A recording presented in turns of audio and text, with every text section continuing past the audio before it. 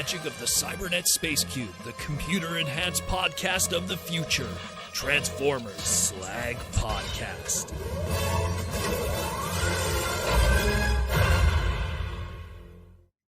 What's up, everybody? How we all doing this Saturday, and also Canada Day for us Canadians here?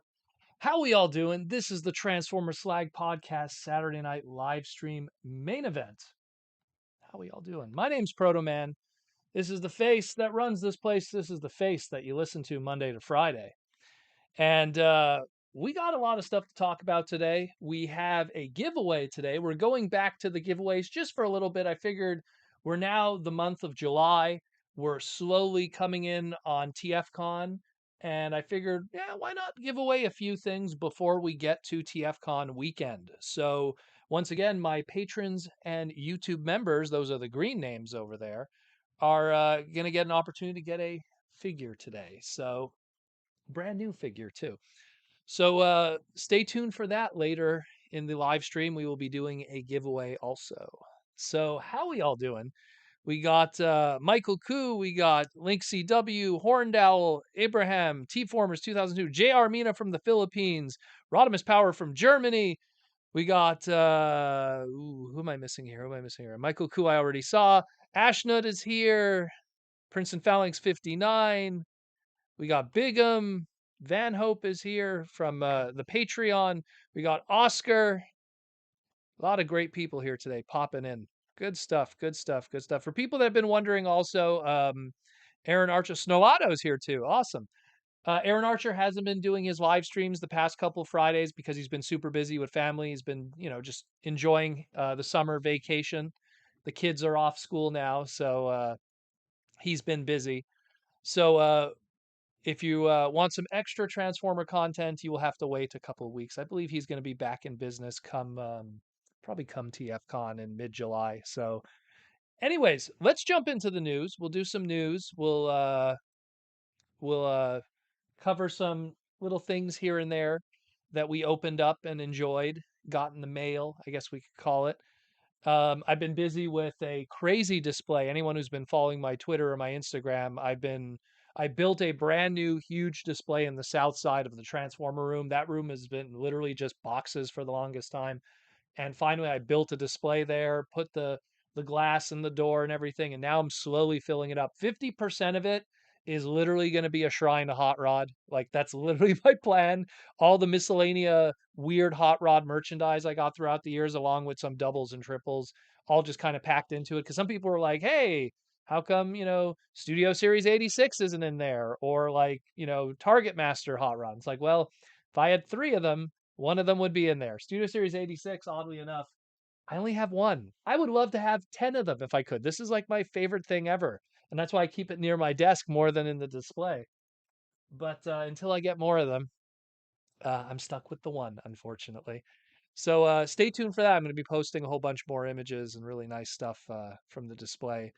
And for people that are wondering how I make those, it's literally just it's wood, plexiglass, and white paint. It's it's the most simplest way to build a display because I'm not a fan personally of the purchasable ones like from IKEA, the D-tops and everything. The D-tops I find are good if you need something that you have to just put in the middle of a room. Like if you just have to have a display in the center of a room, those are fine.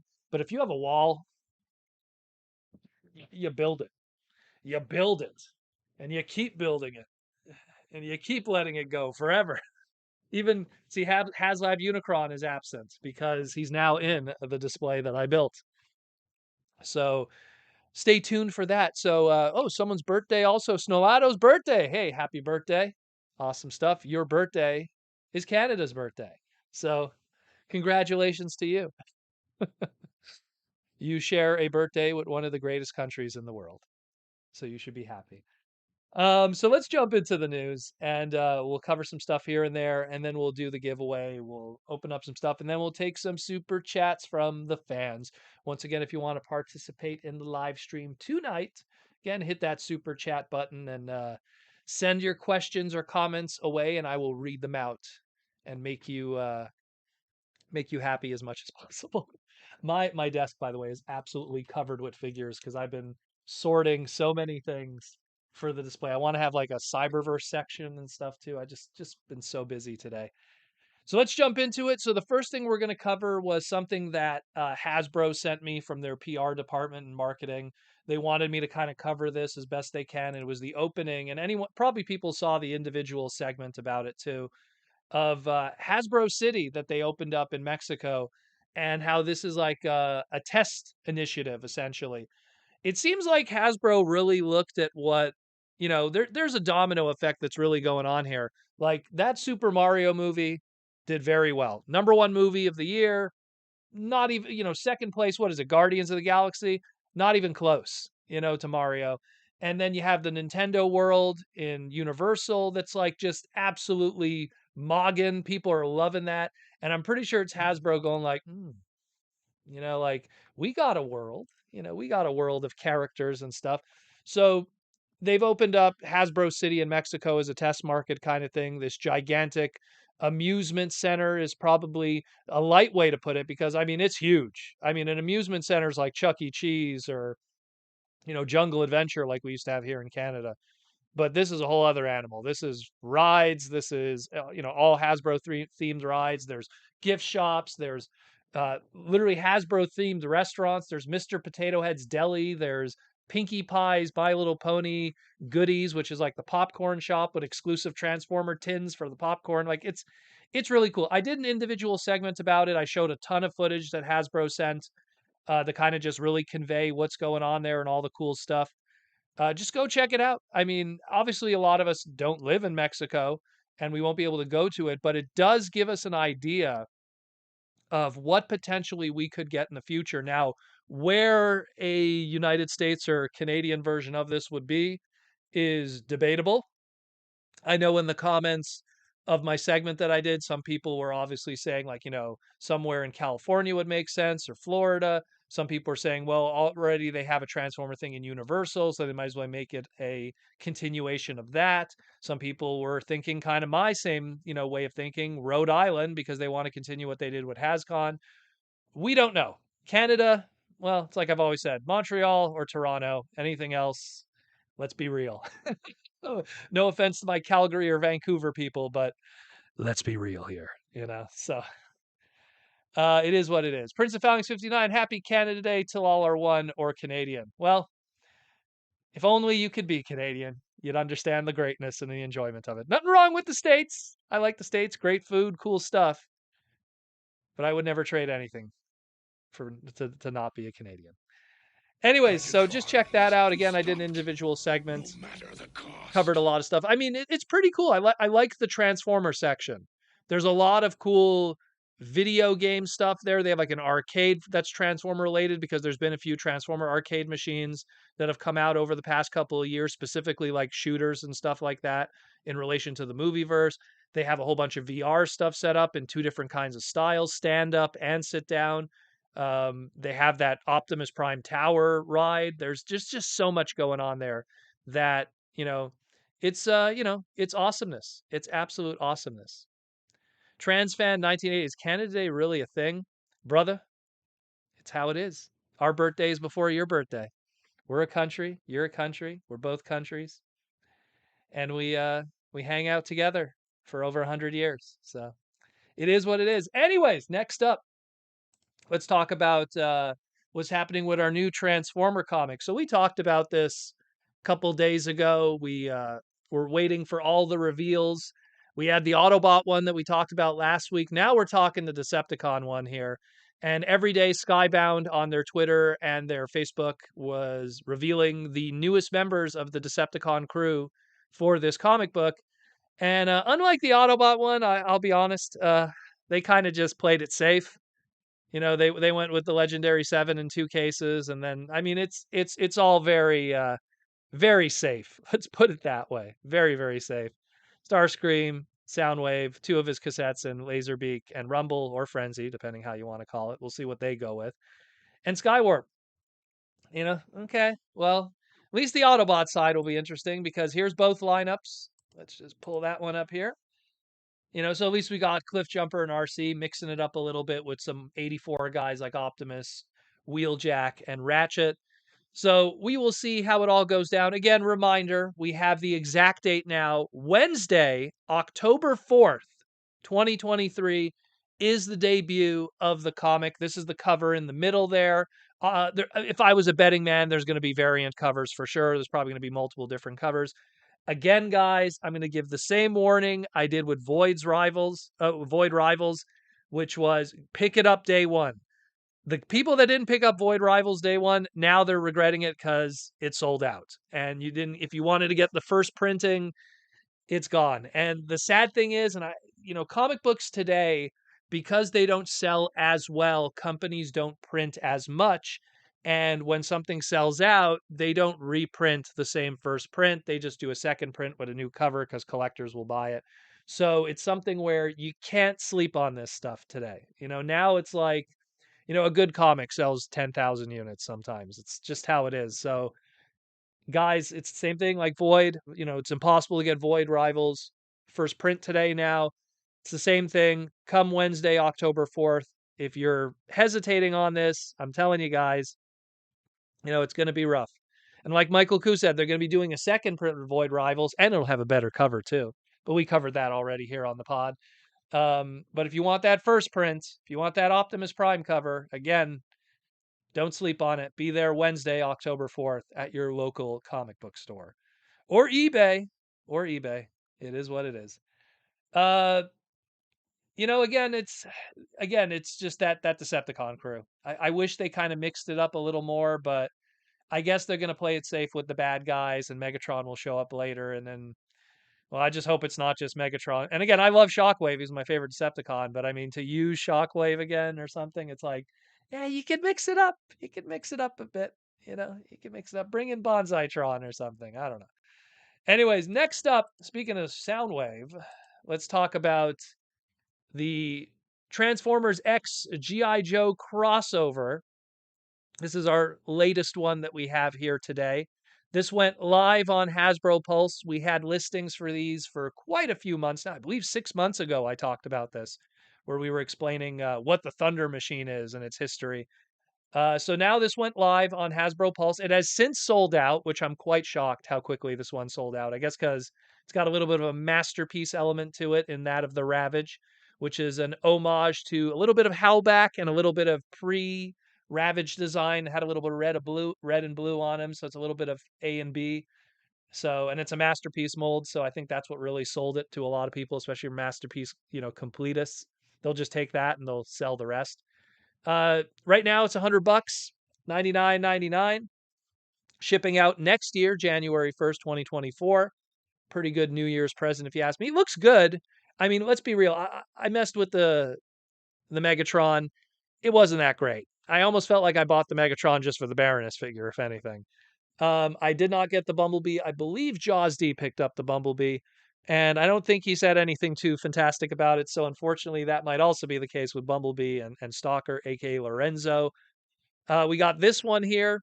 Seems pretty good. We don't have a confirmation that the chest opens, but if we have a transforming masterpiece Ravage, probably that chest opens. I'm going to take a guess. It looks good, but does it feel good? That's the real question in a lot of ways.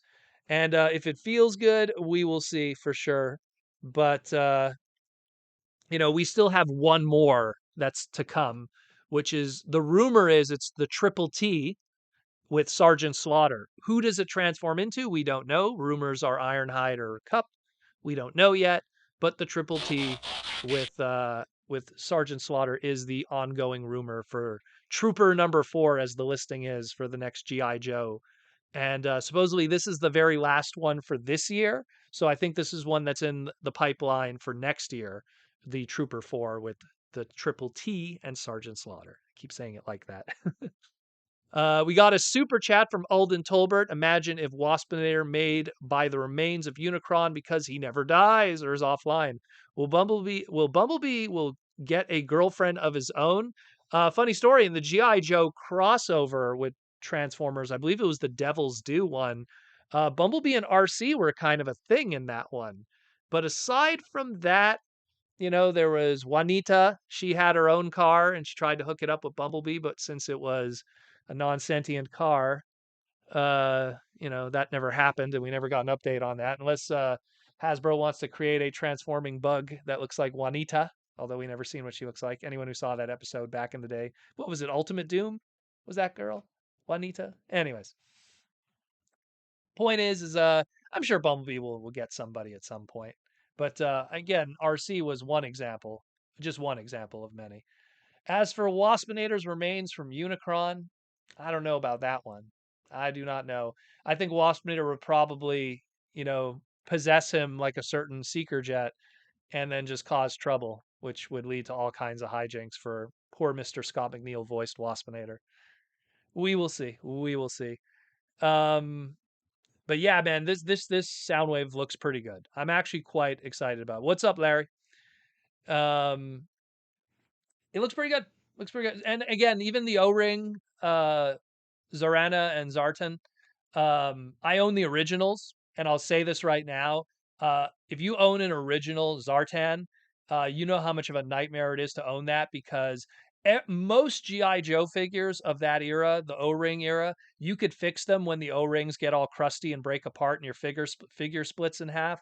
But Zartan, his O-ring is inaccessible because they glued his body together. So it's nice to get an update of that old one. I mean, there's YouTube videos on how to fix that Zartan, but you're pretty much exactoing and breaking the figure in order to fix it. It's pretty crazy. So to get an updated version, and Zarana's cool too. I dig her. I dig her in more in the Devil's Due comics in the modern remake that they did in the early 2000s. She was pretty cool. But hey, it's all about that Ravage Howlback pre-Ravage art style Ravage masterpiece. It's all about that. So everyone's buying it for the masterpiece, and I think that's the smart move. It really is. We also have some new listings, some new Fembot listings here, as well as a update to our Transformers Retro reissue line. I guess we'll start with that. So, no surprise, the next retro reissue is going to be Skywarp. We already covered that. We got Starscream in Wave 1. We got Thundercracker in Wave 2. Here comes Skywarp. So the original Seekers are complete. After that, they could do the cone heads if they want because they were also featured in the 86 movie, and these retro reissues pull from the 86 movie. So that's pretty good. We actually have another retro reissue to talk about today with an update and some new photos.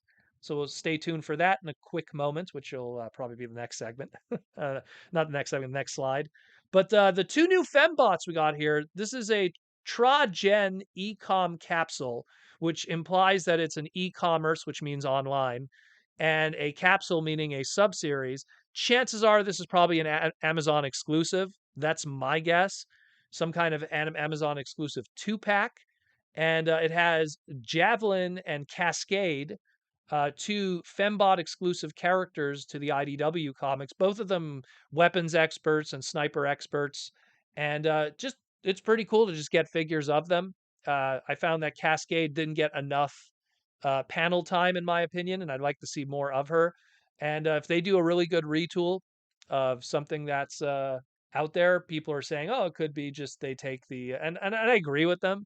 They could easily take that sideburn slash uh, Speedbreaker mold that we just got from Shadow Striker and do something with that. Maybe retool it a little bit, new chest, and yeah, who knows? Who knows? Who knows? I'm again, I like this because it gives us characters that didn't get toys before. I'm always for that. You could give me 100 Wheeljacks, you could give me 100 Hot Rods, even, or Shockwaves, or RCs, or I could go on and on. But when you give us something of a character that never got a toy, now you got my attention. One of our YouTube members here said that they picked up DevCon today. They got DevCon in the mail. And, DevCon is the same thing. One of those guys that, yeah, maybe he did get toys, but they were all like con exclusives and they weren't very good to begin with. So, it's something where we got the definitive great DevCon figure, and that's fantastic. And again, it's the same thing with this. DevCon was a show exclusive character for the longest time. These are comic exclusive characters with no toys. To get something of them, especially considering how fresh they are as characters, they're not something that's been around for 20 years, but only in the past 5, really. That's fantastic. More of that, sign me up. I love it. I'm going to be definitely picking these up when they come out. And again, I maybe suggest you do the same because we've had past Fembot characters like Greenlight, like Lancer. Some of those when they went up, when they sold out, look at the secondary market for them today. And those were repaint retools also. So don't ever sleep on that stuff, especially with the Amazon exclusives.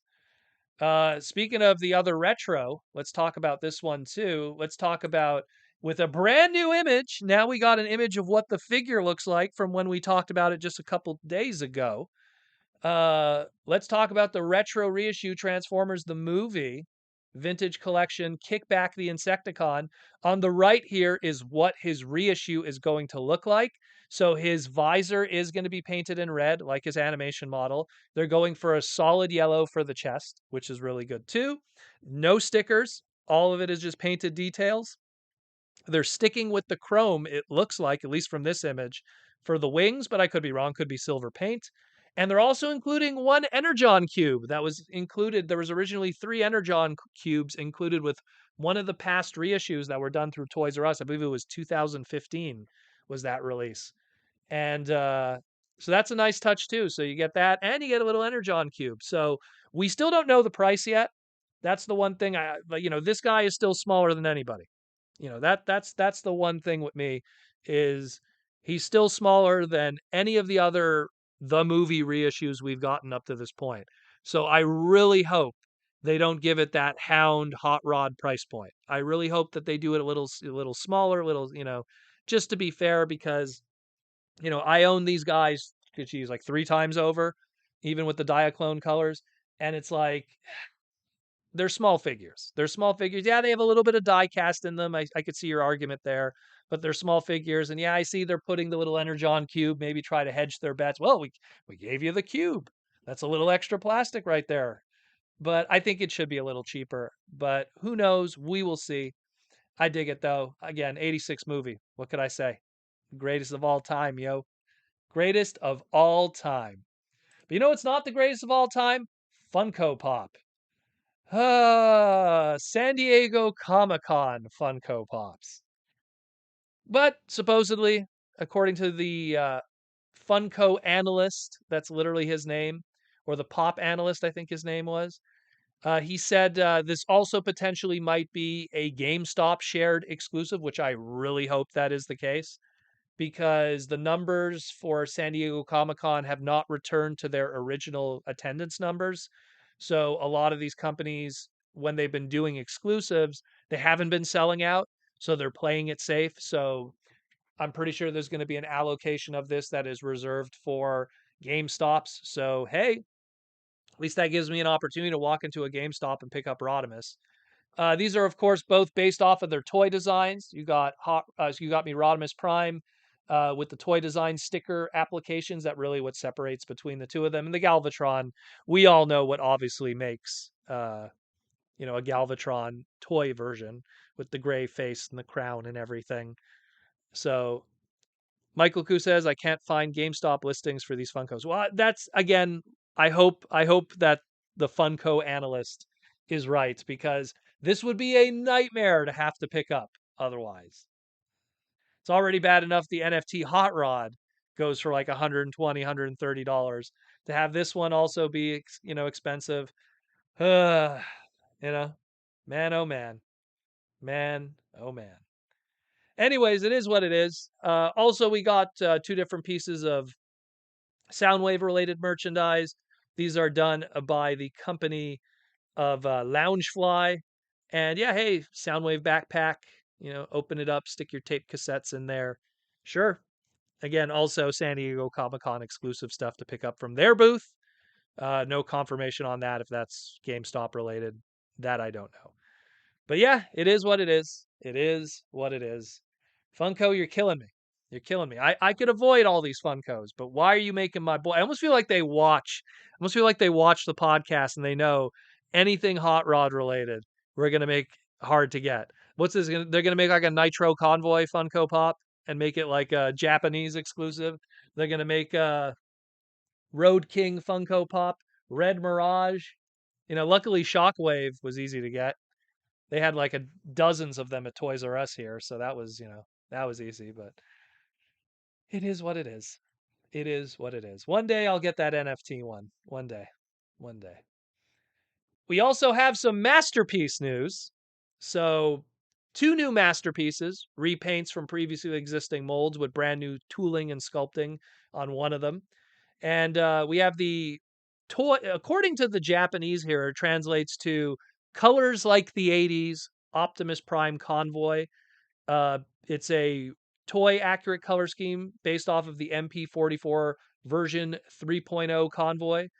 Go check out the individual segment. We do side by side photos and show the comparisons of what's going on there, what constitutes a difference here.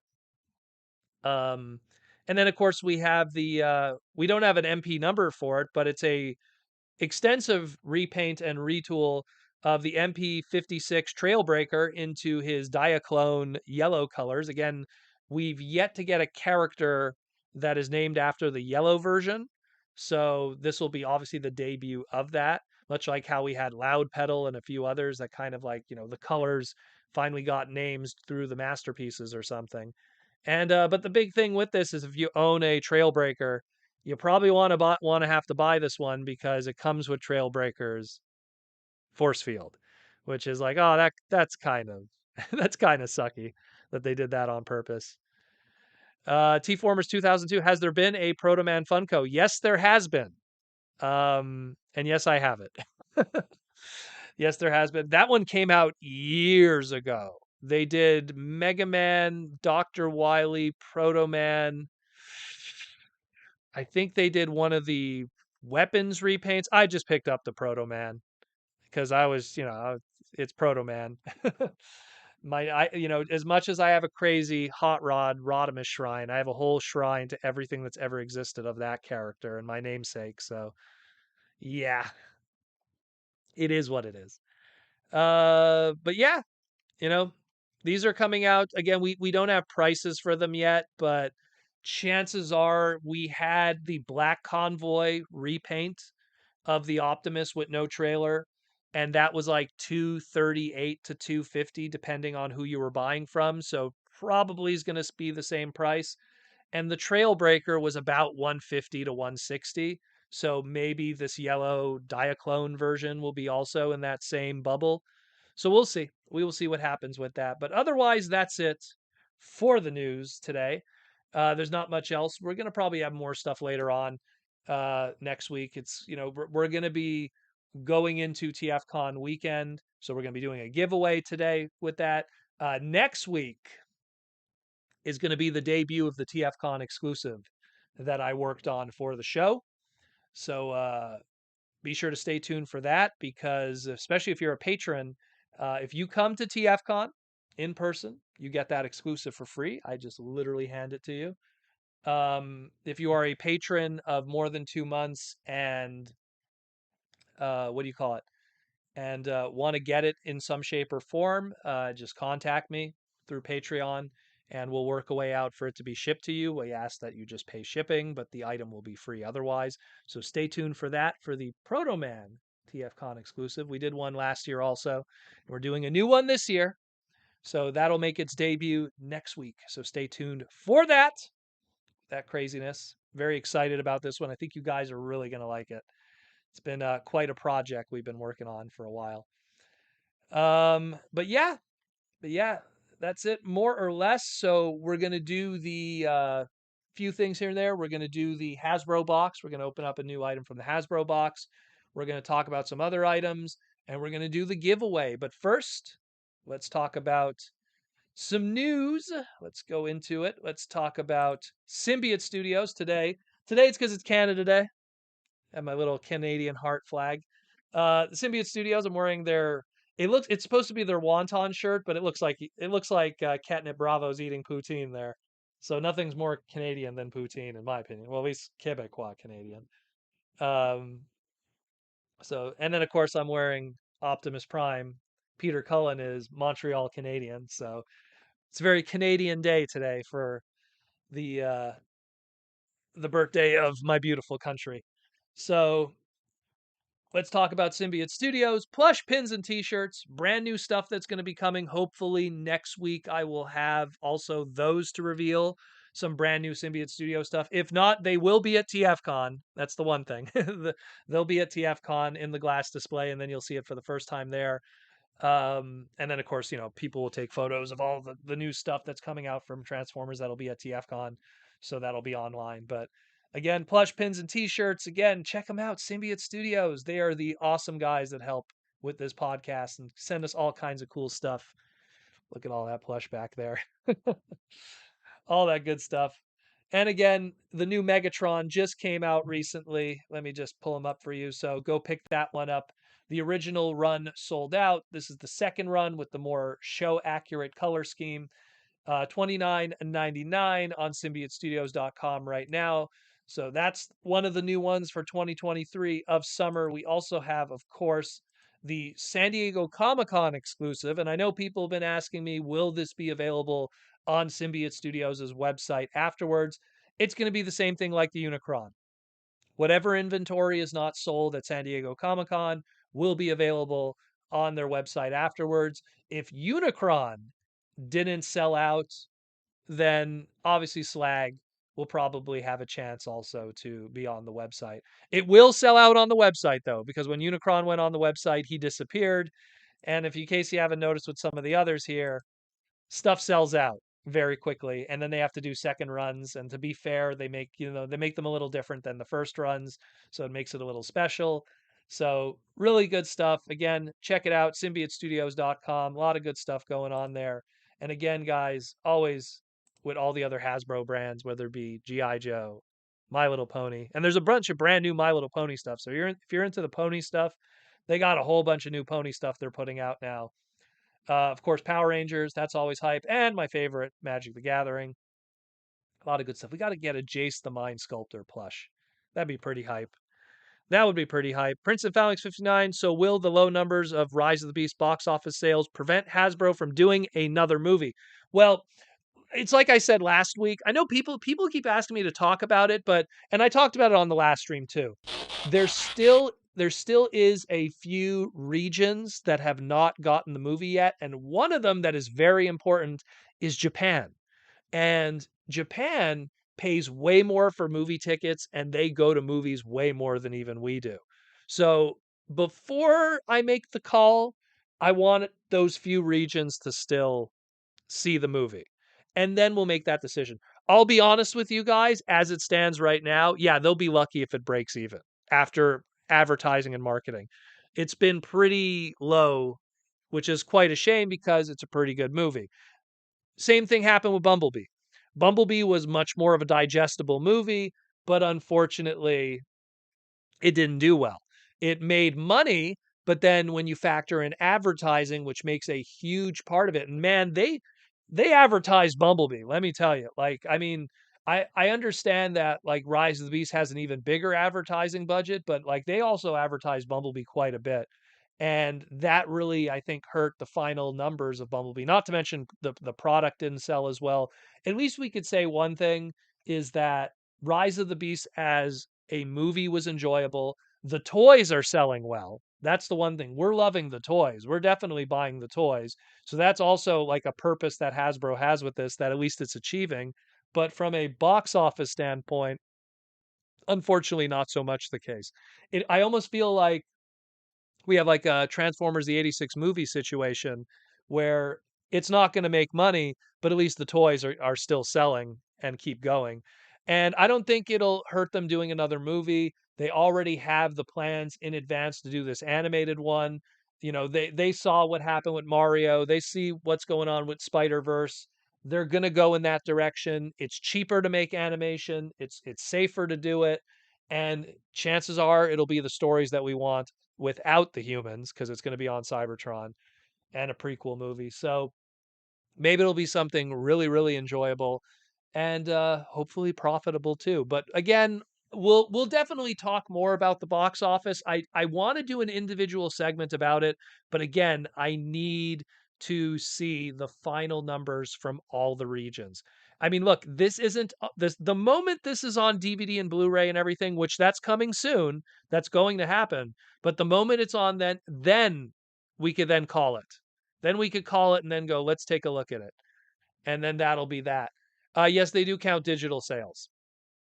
Link CW. They always count digital sales too. That's you know, That's something that I really feel they should have not done personally. I mean, that hurts a lot of ticket sales. I mean, obviously, yes, digital sales are more expensive, but the flip side of it is, you could have 20 people in a room, that would have been 20 tickets and then repeat viewings, and bootlegging. And it is what it is. It is what it is. Michael Koo says, yeah, the Flash is probably going to be, and again, when we look at budget of movies, the one thing that's always left out is advertising. And advertising makes a big part of it. I remember, geez, which actor said it the best, but he was talking about how, you know, when you look at a budget for a lot of movies, sometimes they almost match that budget with advertising. So you almost have to double it, which is crazy when you think about it with some movies that have huge budgets. But I mean, if Hasbro did a Super Bowl ad, that was $19 million right there. You know, now granted, maybe Porsche covered some of that too, so maybe they didn't pay all of that, but still, it's going to be quite the hill to climb to see a little bit of the green for Rise of the Beast. And that's not to say it's not a good movie. That's a whole different conversation. I'm just talking about people that went to see it in theaters, and that's something that's a little more disappointing, if anything, because the people who did see it enjoyed it, but we're in I think, how do I explain this? Like we're in a world now where when we had the big V, it just made people more comfortable being at home, not having to go out to see movies. The biggest mistake that movie theaters did was creating that option to see things at home. The second you take that genie out of the bottle, you can't put that back. That's very difficult, and you may, through the greed of movie theaters going, we need to make money during the big V, you know, as a result, they opened up a whole new Pandora's box of people going, you know what? I kind of enjoy just staying home and not having to sit in a sticky movie theater and pay for $17 popcorn. And that hurt them. That hurt them a lot. The short-term gains without long-term thoughts, typical big movie, stuff. But it is what it is. We will see what happens. But thank you for the question, Princeton Phalanx 59. We're going to get into some more some uh, super chats here today for sure. Aside from that, let's get into also And Seats with their beautiful collection of Transformer seats. They are still working on other stuff. Um, Probably we're not going to see anything until the license is refreshed for next year. So stay tuned with that. But thank you, And Seats, for sponsoring us, sending us a beautiful chair, and creating some cool Transformer chairs. And whenever there's a sale, guys, I'll let you know. But if you can't wait for a sale, you have the Proto Man promo code 15% off, which is a stackable code. So if there is another sale, you could use that code on top of that and get yourself an and a seat. Yeah, yeah. And of course, Toy Armada, latest episode. We are editing right now as we speak, the latest one.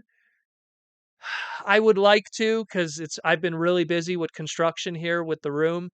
I would like to have the next segment, because we already have it in the can recorded. I would like to have it ready and out before TFCon. It's a really fun one because we have a guest this time, and it's not Transformer related, but it's something from that early 2000s era, and it was a best-selling toy line with kids.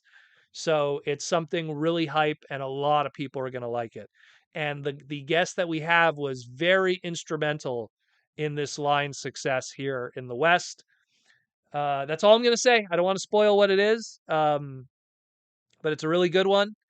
And it's something that we're going to continue doing more, bringing different guests from both the Transformer world and the other toy lines throughout the years, and just sitting them down, talking about the history and some behind the scenes stuff of the toys that you grew up with. Again, the Toy Armada with Aaron Archer and Proto Man. I'm there too in the background, just doing my thing. Go check it out. Throw it in your YouTube machine. Type in the Toy Armada with Aaron Archer and go enjoy. Go enjoy. And of course, Aaron Archer's book, gonna be retiring soon. Gonna be retiring soon. So you pretty much got only a week and then some to pick this up, because once the new one comes out, this one is on its way out. The Toy Armada man himself, the creator of all those toys, Aaron Archer, The Art of Transforming Robots, Volume 1, Black and White Edition for $20 plus an extra 15. You'll get a sketch on the inside, but $20 otherwise. Go check that out on archermonster.com/shop. Rock and roll with that. Check it out, yo. It's going to be pretty hype, but coming TFCon, and then later on his website, will be Aaron Archer's Art of Transforming Robots Volume 2 Color Edition. Brand new art, nothing from Volume 1. This is all new stuff in Volume 2 in color, amazing stuff from that era of Transformers. A lot of really cool stuff there. Again, it's going to be debuting at TFCon July 15th and 16th in the dealer room. Come to Aaron Archer's booth and go pick up a copy. And afterwards, when he gets back from the show, when he gets a breather, it'll be up on archermonster.com/shop to be picked up with probably a sketch opportunity also, and then some. Let me know what you think, guys. It's pretty hype. But again, Volume 1, pick it up while you can, guys, because when it's gone, it's gone. And that's it, more or less, for the sponsorship stuff. Again, thank you, Symbiote, Hasbro, and everything. And Hasbro, we'll get into that just quickly now. So Hasbro, again, for people who have been not aware, sent me the big box of crazy from Rise of the Beasts, the big crazy box. And we have been doing one a week. Every week on the live stream, we've been cracking open a product and checking it out. And today we opened up RC for the first time. I didn't get to mess with any. You guys got to mess with these for weeks. I've been waiting for these because Hasbro let me know that they were going to be sending me stuff. So here's RC. She's fine for a legend scale. Like, this is something that if this came out like during that Revenge of the Fallen bubble, and it was like a little scout class or a legends class, I'd be totally fine with it. And there was the RC triplets and stuff like that. But man, I would love something of a larger scale. And I mean, when you consider the fact, like, Studio Series is supposed to be to scale, right? Like, oof. I mean, there's the bird lady herself, Air Razor. And it's like, I mean, I think we could get something bigger. And I mean, I'm not writing it off 100% that this is it, because the core class is where they have fun. We get core class bumblebees, we get core class small characters all the time. So it's not out of the question that sooner or later we could get a deluxe class RC that's much better. But so far, this is probably the best we got. Oh, we got a super chat. We will get into that in a moment, Joey's. But yeah, I dig it otherwise. It's a fun little figure. I mean, I'm not a big fan of the kibble on the back. That's a little crazy going on there. Obviously, you could take the wheel off and stuff. I mean, that was in the back there. But I mean, there's not much you could do with this, unfortunately. She got a lot of junk in the trunk. No pun intended, RC. Woof. Look at that. And she could put her wheels, so she could do the old beast machines rolling around. Or what's her name there from Big Hero 6. So, good stuff. Fun little figure, but definitely not your definitive Rise of the Beast RC. I think whatever that is still to come, if not maybe some of the more larger ones.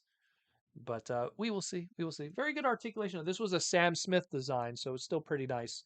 But again, I accept the limitations that this gives us. And again, it comes with that little scene there from the movie with Porsche and RC and Porsche with Mirage and RC. I'm just because the Porsche commercial, you saw that little chicane right there. Pretty hype otherwise. Pretty hype. I dig it.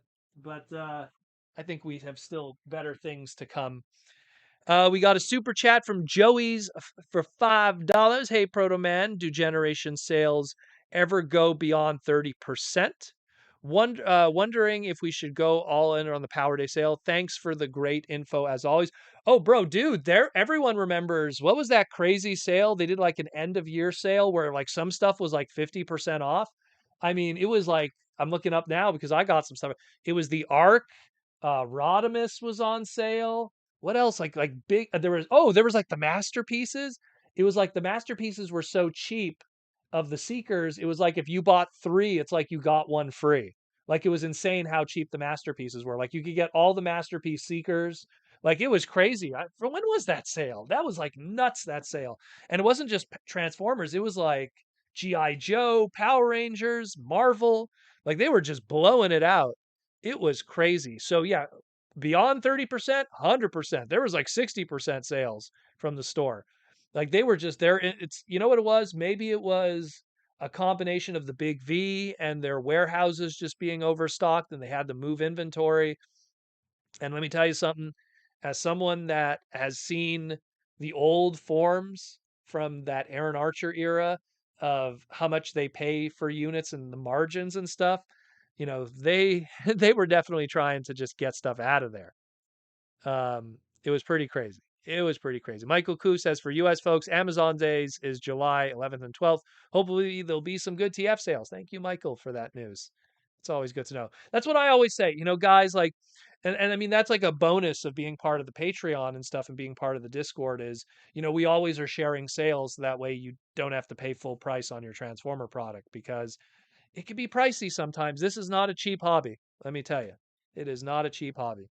But thank you, Joey's, for the super chat. So let's do a giveaway. I'm gonna open up some stuff too because I've been opening some stuff up for the display that I've been working on. I got to open up Windblade for the Cyberverse display. I got to open up this beautiful big thing. Take out that hot rod figure out of there, just for that one. The other ones are cool too. Get that RC and Cliff Jumper out of there. Is there a Shockwave with that one? Yeah, there's Shockwave too. Okay. But first, we got a giveaway. We're going to be doing a giveaway today. So again, for people that are not aware, the giveaway, how it works is you have to be a Patreon member or you have to be a YouTube member. A YouTube member are the lovely green names. That's how you could participate in this giveaway. And the giveaway we have today, in case you guys didn't catch it from the beginning, we messed with a little bit of an RC figure here. The RC was part of our commercial on the socials leading up to this. And today we are going to be giving away a Generations RC. More or less mint in package. The figure is 100% complete, not damaged or anything. The top of the packaging is a little rough. Let's just say shelfware, we'll say. So I hope you are not buying it for mint in package because the top of the package got a little eaten up. Comic book is still pretty fine. Figure is in perfect condition. It's behind the bubble, hasn't even been touched. But otherwise, a Generations RC. Quite the hot ticket item at one point. So pretty good if you have not gotten one. Very, very good. So what we do is we ask a question. You answer that question. My mod, who is here today, John, will collect the names. And then, I don't know, in 15 minutes from now or so, John will pull one out of the hat. And then we got a winner. Once again, we just asked that it's Patreon members and YouTube members are the only ones that could win this. So I apologize, but that's just how it is, yo. It's just how it is. I like to give back to the people that help support the podcast. So once in a while, we throw out all kinds of cool stuff, make them happy. And we also ask that if you are someone who is very far away outside of the continental USA and Canada, maybe help us a little bit with the shipping.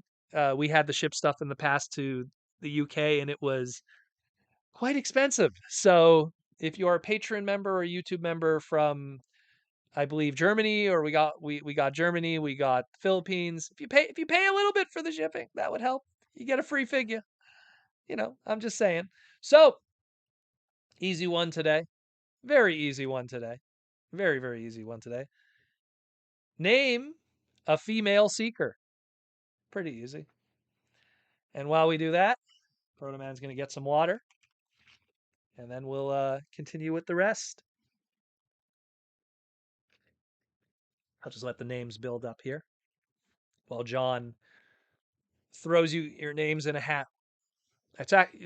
Here's a little behind the scenes. It's actually an auto generator. It's something we downloaded online, an app where you could just put a whole bunch of names or numbers together and then it automatically generates something.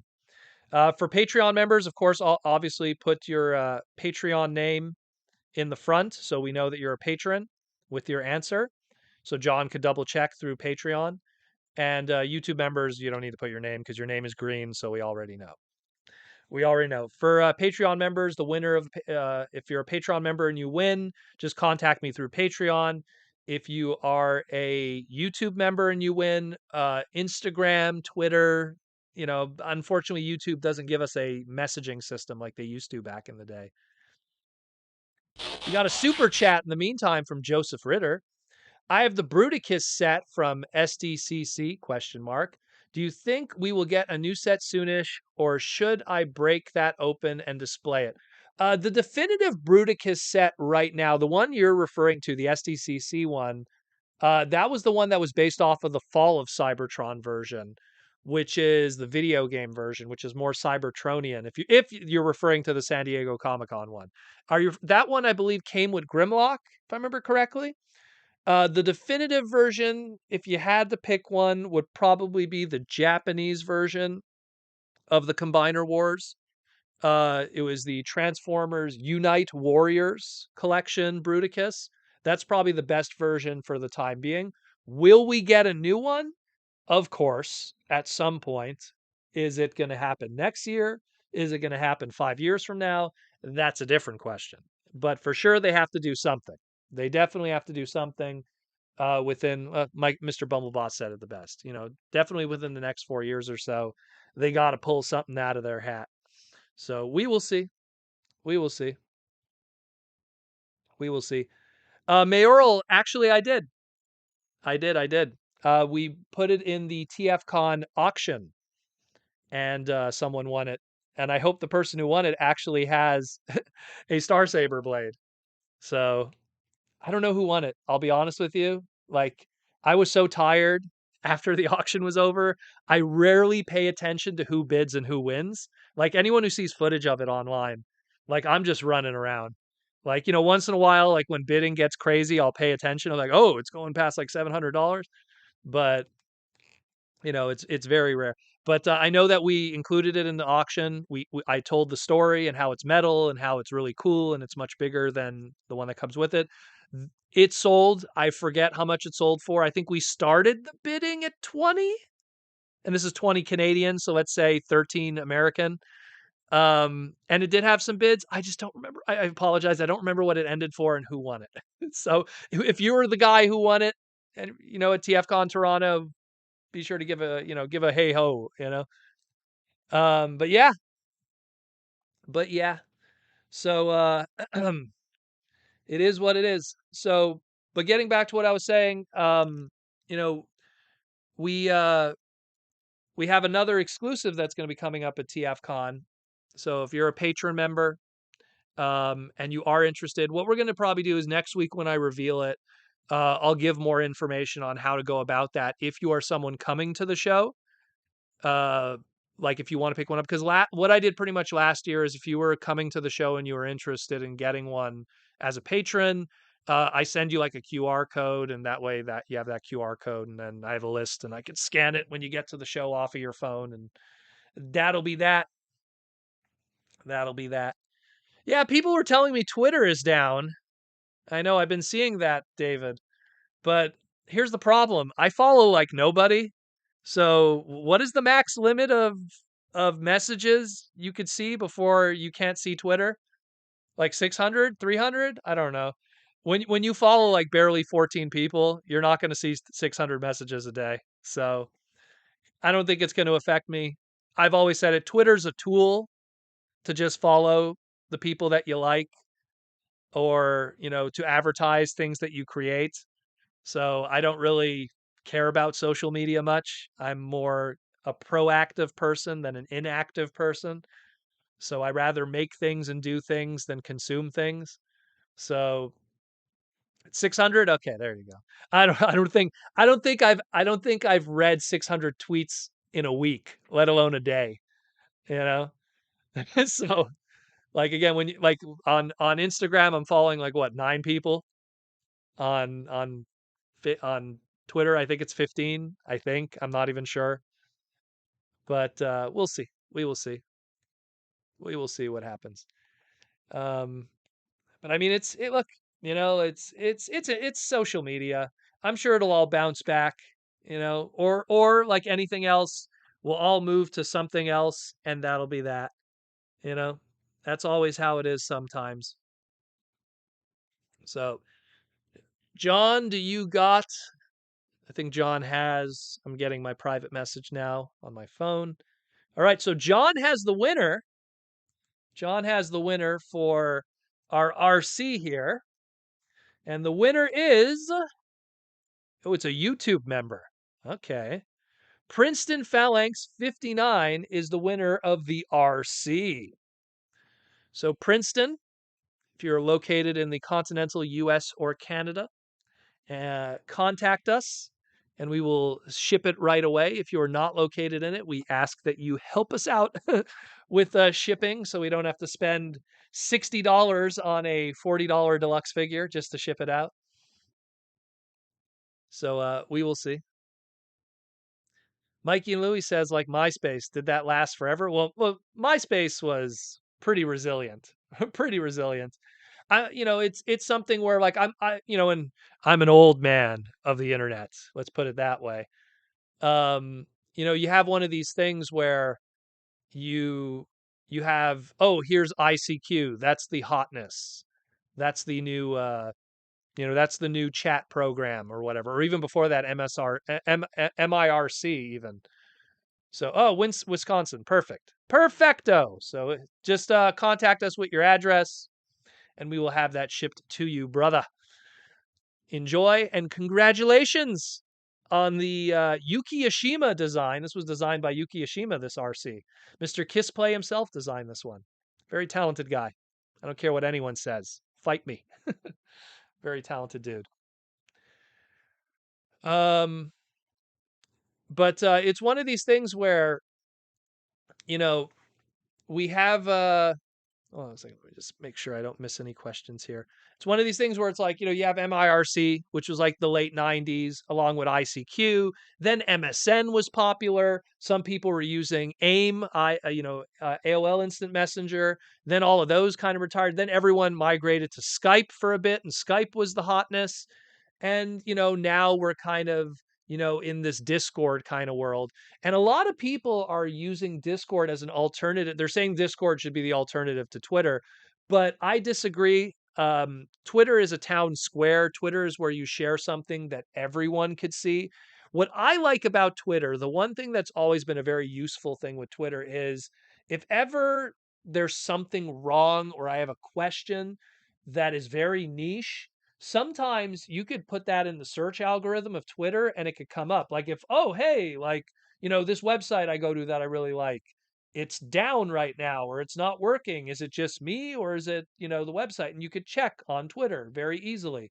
Where if it's Discord, you got to be in all these small little clicks. And I mean, I'm personally not a big fan of Discord. Like I have a Discord for my Patreon so I could be in touch with the people who support the podcast.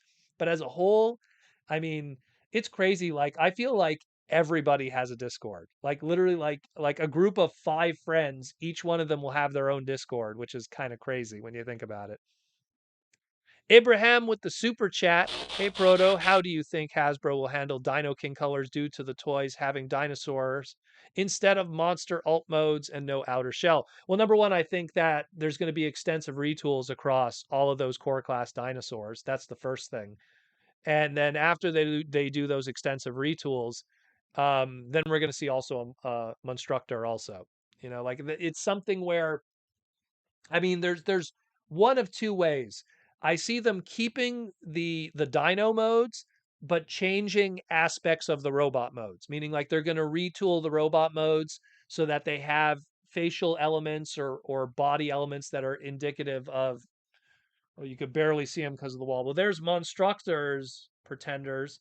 You can't see. You could barely see the Victory ones because they're behind the pillar here, but so it's something where they'll keep the alt mode elements to like channel that pretender the dino shell element, and the robot mode will be channeling the robot mode elements. Because when you think about it, when you think about Transformers Victory, you never see the alt modes of the inner robots. They only go, what's it they would say, trans out, they would say trans out, and they would come out of the pretender shell and it would just be robot mode. You would never see their like alt modes ever. So it is what it is, unfortunately. But and then again, after they do that, then that then opens the door to Monstructor and some other stuff too, because they know, because it, like, Dinobots are always going to sell well.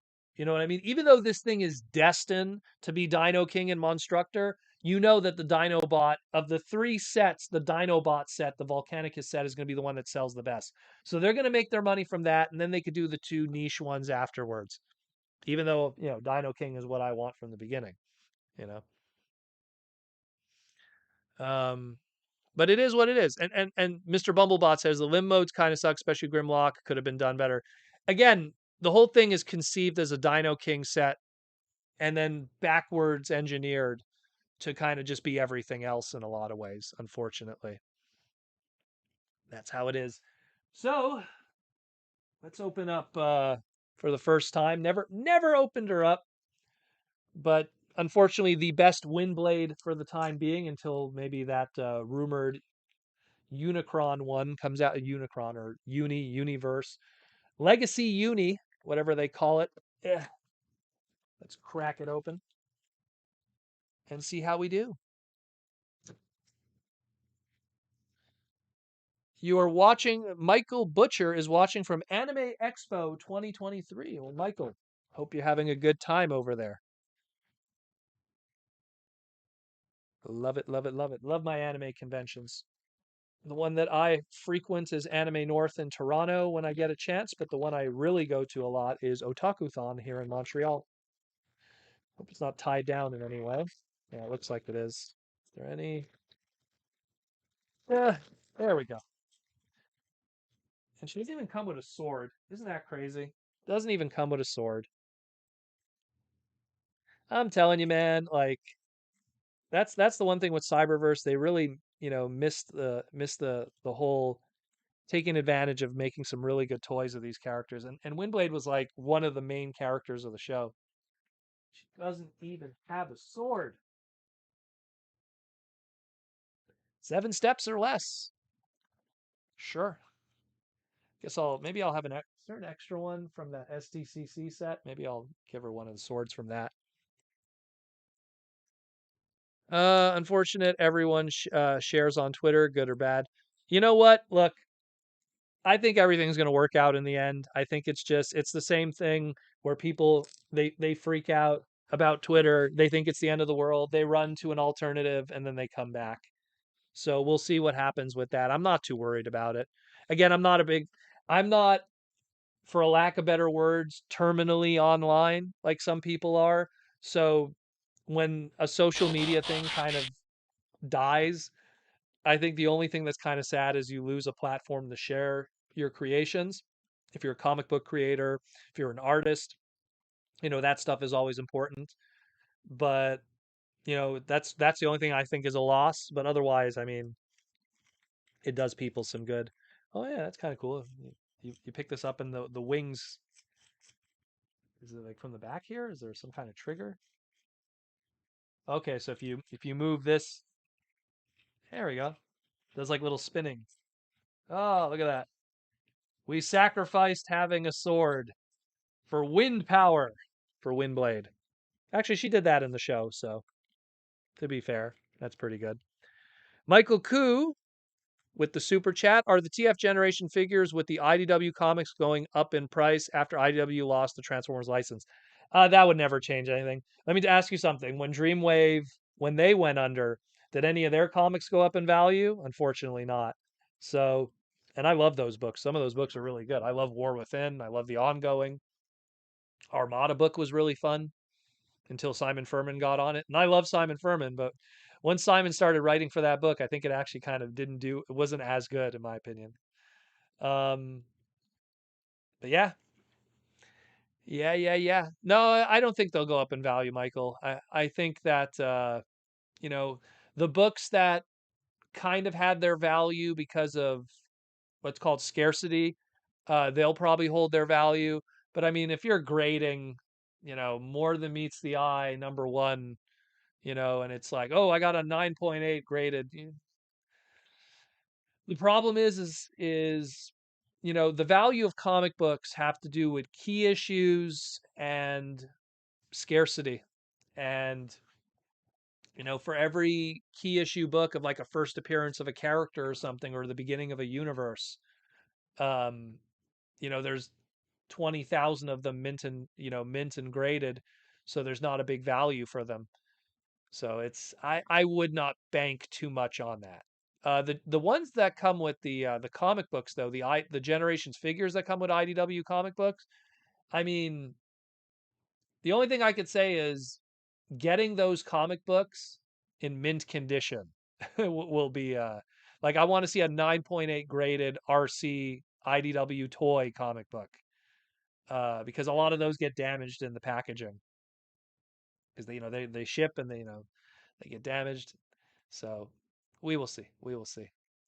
Link CW, do you think they will do other figures from Victory like Brainmasters or Breast Force? Oh man, I hope so. I really hope so. I would love it if they did the Brainmaster. Road Caesar, no joke, is probably one of my favorite combiners. Like I love that team, Blacker, Laster, and Braver. I love everything about them. Breast Force, they tried before. I got to work on that set with just the copyright and the names and stuff like that. They tried before, so there is an interest to do it again. It's just a matter of does the opportunity. I could imagine the breast force existing when we get around to doing a couple. It's kind of the same thing. Like when they did the Combiner Wars one, they did it after we had a whole bunch of other combiners done. So they had all of those molds. Oh, we need to have like 3 jets. We need to have 3 miscellaneous vehicles. Boom. You know? So the breast force will exist, but only after we kind of got other stuff. Or alternatively, if Hasbro does a HasLab of it, which I don't think is going to be the 40th anniversary one that we're going to be learning about around San Diego Comic Con. So I think we're going to have something much more 40th anniversary related for the next one. Um, let's see where we at here. Mike, we are sad. Beast Wars comics had an end. Wanted more stories. Yeah, Josh Burcham was. He said that they had to abruptly end that book too. Like the way it ended wasn't the planned ending of that book. There was a lot of really good stories. I mean, I don't want to spoil. Actually, you could probably. I think all the volumes are on trade paperback now, correct? So I think it's 3 trade paperbacks because I only have the first 2, but I think there's a third one. If you pick those up, that's the best way to own them because you get all the covers, you get all the background stuff, a lot of the art that Josh Burcham and Bergham, the other one who was working with him on the book, the writer, uh, pick up those 3 trades. That's a great way to read it. Great stories. The art is adorable. I love the art. Um, but I don't want to spoil. There's a lot of really good stories though. There's a lot of really good ones. I'll say the Razor Beast one was pretty. I like that one. That was a good one. I'm not going to say what happens, but I like that one. And those you could get on trade, so you could even get them on Amazon, I would imagine. So pretty cool. Pretty cool. Pick that up for sure. Let me see if I missed any questions. Gotta always make sure of that. But yeah, so got this one here.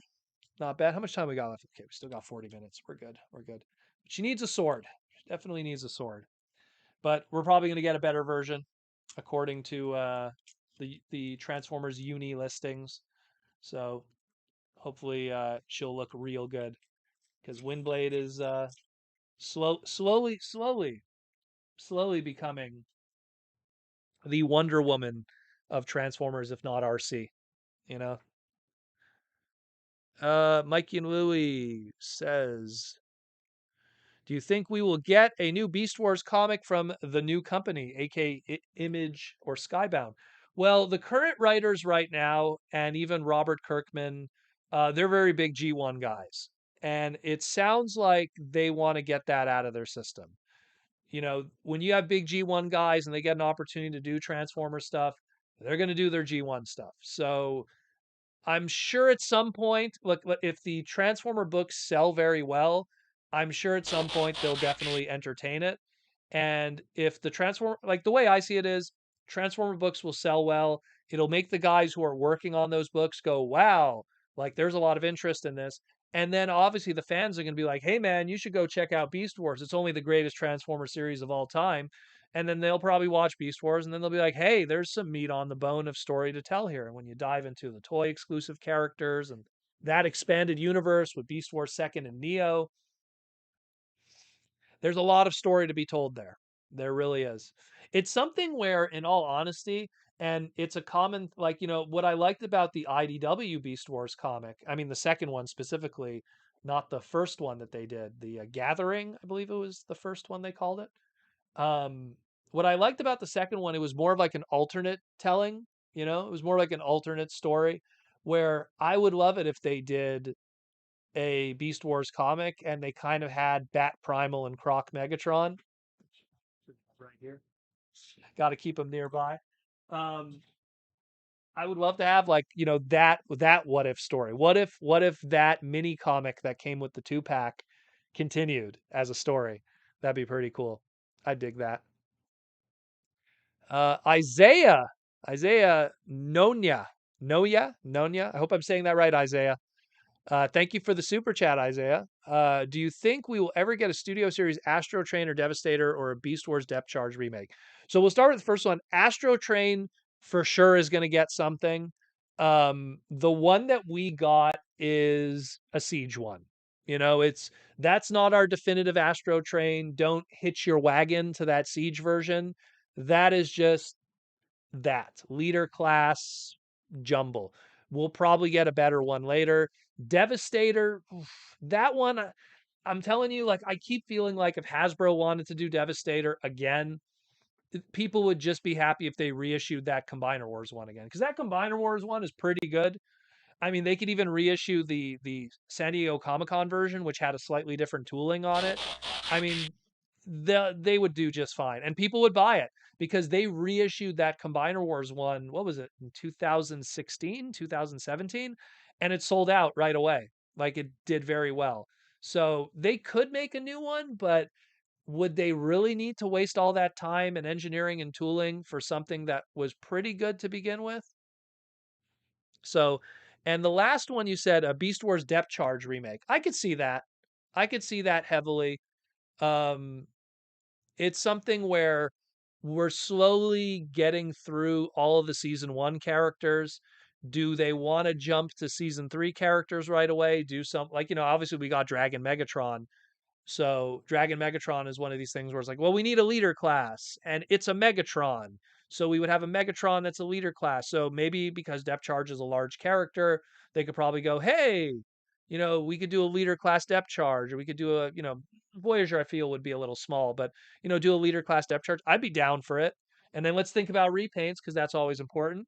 So right away we get the Universe 1.0 repaint. Fun fact with that one, the coloring on Depth Charge and Universe Depth Charge is Boba Fett and Jango Fett. Fun fact. That's the Kenner office with their Star Wars love. Just blew your mind there with some people. Um, but so there's those colors, so you could right away do that. Afterwards, there's not much more you could do. But I'm pretty sure with the magic that's going on with Hasbro, they could figure out some crazy retool from Depth Charge into a brand new character that I'm not even thinking of. You know? I'm pretty sure they'll figure out something. So those are just some.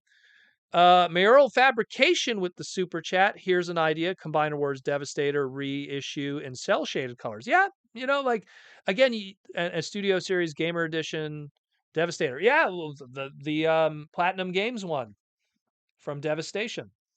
Yeah, totally. Like again, I find that that mold is really good. Like they did a fantastic job the first time around with that Combiner Wars Devastator. That to revisit it again, yeah, maybe they might, maybe the new one might be a little better. Oh, it has a little more articulation, whatever. But in all honesty, I think it would probably be the opposite. I think that because plastic costs are so limiting and stuff like that, I think that whatever they would give us today would be such a reflection of the modern limitations of budget. And here's the thing: how much would it cost? What's a Titan class right now? $200? What was Devastator when he came out? What was he like? 125. Do you want to pay an extra $75 for a brand new tool Devastator, or they could just once again take that mold and bam, put it out there? I feel, look, it's great for people that didn't get it, and for people that already did get it, we could wait for the next big thing, or we do Mayoral's idea and we do a shell shaded colored one, and get us to buy another one. You get that one, you get the San Diego Comic Con one, and then you get this one, the cell shaded one. That's a tongue twister. Um, it's Magic.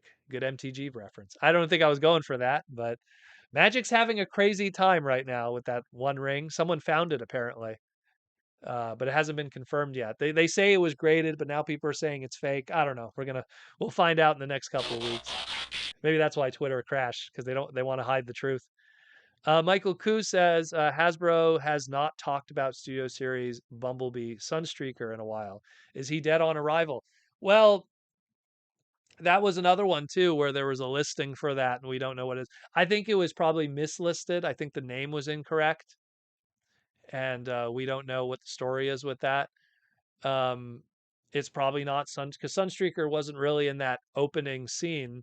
Maybe it was supposed to be another character. Maybe it was a character that they already got a toy, like you know Ironhide. I don't know. We never got the info on that. A lot of times we get listings and we kind of like forget about them like 6, 8 months later, and then they just pop up, and then we go, oh yeah, we had a listing for that. You know, it happens. Ron Diaz with the super chat. How soon will they make a remold or repaint of Studio Series Optimus Prime into Ultra Magnus? Will they use Studio Series for Devastation? Well, number one, are you referring to the Studio Series movie one, or because obviously there's no Studio Series 86 to refer to Ultra Magnus? Um, unless you're referring to Studio Series Gamer Edition into Ultra Magnus. Is that what you're referring to? You could ask again, Ron. You don't have to do another super chat, because I have some follow up questions with that one. Um, because the only studio series that I could think of that locks in right now is we have a War for Cybertron Optimus Prime, which shares tooling. But no, actually, that was the Fall of Cybertron version that shares tooling with Ultra Magnus. We'll see. We'll see. Follow up with your answer. I'm kind of curious. Link CW, I have a United Warrior version of Devastator. He comes with weapons and smaller bots. He comes with weapons for smaller bots. Yeah, but that's what I'm trying to say. Like I'm pretty sure they could take one of the other versions, like the San Diego one or the United Warriors one, and they could put that out there. Gamer edition. Okay, well that's just it. So Ultra Magnus was based off of the Fall of Cybertron design of Optimus. So if they do a Fall of Cybertron version of Optimus, which I'm pretty sure at some point they will then do an Ultra Magnus for sure.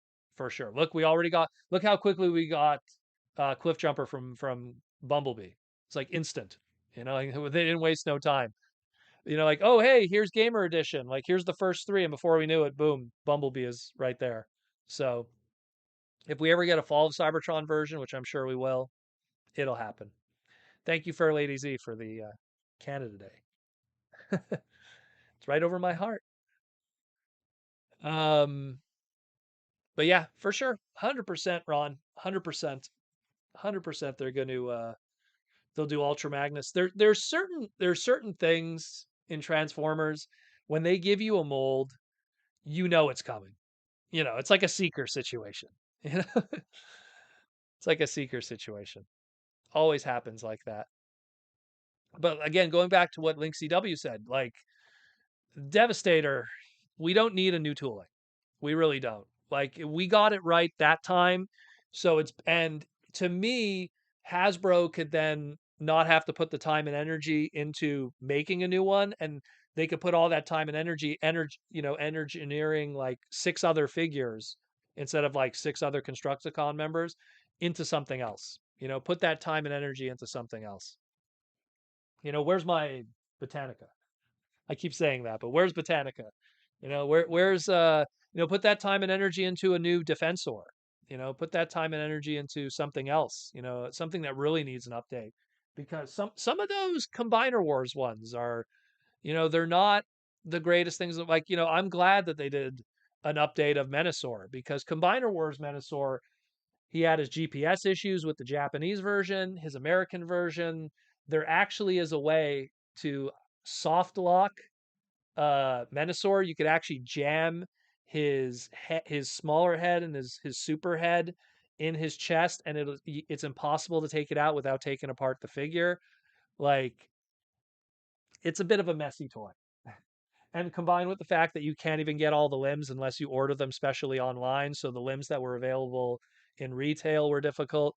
So revisiting those is very welcome. Is very welcome. Where Devastator in retail initially didn't have any of those same problems that the other individual Combiner Wars members did. If you wanted to complete your aerial bots, you had Alpha Bravo. You know, it's like there was all these weird things. And then they're like, "Hey, we're gonna give you Victorion, the first female combiner team, and everything." And then you watch the whatever that terrible Go 90 Network CG series that they did, and they just killed her off like nothing. Pretty brutal. Transformatics or Omnibots. Yeah. Omnibots are one of those too, where those are two trademarks that they constantly refresh and never do anything with. Like, they're like, "Hey, we got camshaft. Let's put it on a Creo. Hey, we got camshaft. Let's put it on an alternator. Hey, we got camshaft. Let's put it on a spy changer." You know, downshift. Downshift, they throw on anything but an Omnibot. But I'm sure, 100% I'm sure we're going to get them someday. For sure. They're so easy to do because if you do those guys, there's so many other similar shaped cars that could be a part of that. You know, that's something where I was shocked that when we got our new Trax mold, like that with the wings and everything from Kingdom, that they didn't like extensively retool that into an Omnibot, specifically Overdrive. But at the same time, that was also early John Warden era going into the Mark and Evan era. So maybe they didn't want to mess with John Warden tooling. I don't know. That seems to be the new go-to in a lot of ways. New Computron. Computron wasn't too bad though. That box set was pretty a complete package. But yeah, I'm pretty sure some people would like to see that redone with a Grimlock brain thing. That would work with the Studio series. Throttle bots, yeah, they have to finish the throttle bots. The Bumblebee, that gold bug is so fantastic from that 4-pack that they have to do the others. Give me all of them, man. Give me all of them. Roll bar is a trademark they use. They still have roll bar. They still have chase. Um, Searchlight is probably expired. The last time they used Searchlight was Power Core Combiners. Overload, I think that one's expired too. So, am I forgetting somebody? Who am I forgetting? Searchlight, Overload, Chase, Goldbug. Who am I forgetting? I'm forgetting somebody. Who am I forgetting? Someone will chime in. Roll bar. Did I say roll bar? I don't remember. I know I'm forgetting somebody.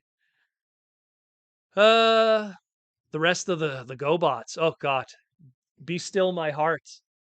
Give me Vanguard or Vanguardian, as the third party version was. Vanguard, Turbo, Smallfoot, Freeway. Thank you, and Wide Load. Wide Load. It's true. Did I call him Overload? Wide Load. Freeway. Freeway is the one that's missing. That's the blue one. There we go. I knew I forgot something. Freeway 2, they don't have, unfortunately. That's another one also. Would love that. Would love all of those. Those would be easy deluxes, nice little deluxes. Those would be fun. You could take, I don't know. See, I don't want them to be retools. I want them to be brand new tooling because that would be really cool. Ron Diaz with the other super chat question. Thank you, Ron, for the super chats tonight. Can you imagine a line like alternators, but using jets, planes, and helicopters? Cyberverse wasted some good molds. RC, Prowl, and no recon. Yeah, seriously. So sorry, the RC one. right away you had a Nightbird that they showed us. Prowl could have been all of his Datsun brothers. Yeah, just the deluxes. Like, I understand. Like, see, I have some. Like, number one, this is the best Cyberverse, and this one's broken. I got it secondhand.